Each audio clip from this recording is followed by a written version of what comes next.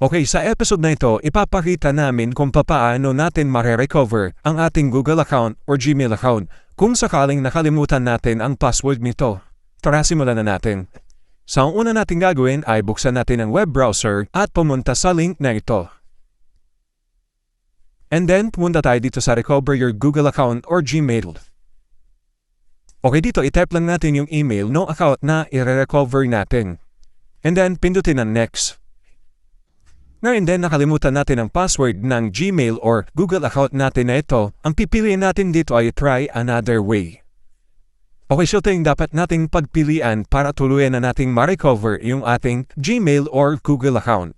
So kung nakalagin sa ibang device, ibang cellphone or tablet, yung Gmail account or Google account na nire-recover nyo, pwede nating itap yung yes doon. So pipiliin natin itong tap yes on your phone or tablet.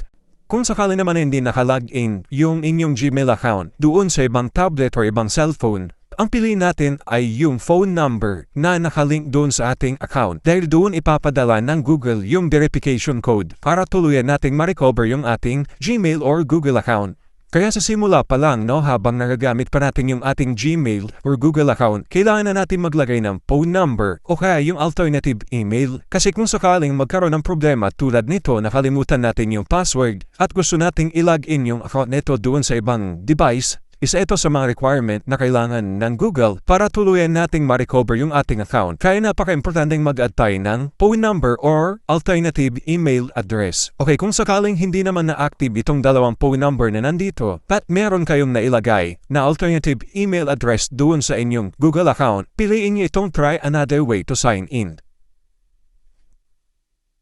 Ayan, kung mapapansin nyo, nandito yung alternative email address na nilagay ko doon sa aking Google account. Kaya kung sakaling magkaroon nga ng problema tulad nito, i-recover ko yung password ng aking Gmail account, ay pwede ko rin piliin itong email address na ito kung saan ipapadala ng Google yung verification code para tuluyan kong ma-recover yung aking Google or Gmail account. So pwede nating piliin yung phone number, pwede rin naman itong alternative email address na nilagay natin.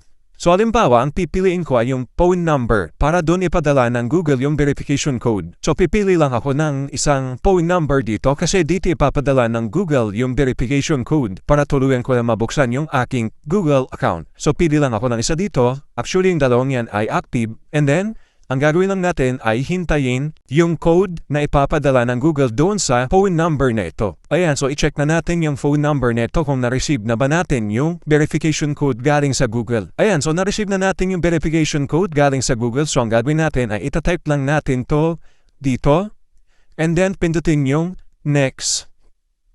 Ayan, so na-verify na po ni Google yung ating identity at pwede na nating i-update yung ating password. So since nakalimutan nga natin yung password natin, papalitan na natin siya ng bagong password. So pinutin natin tong update password.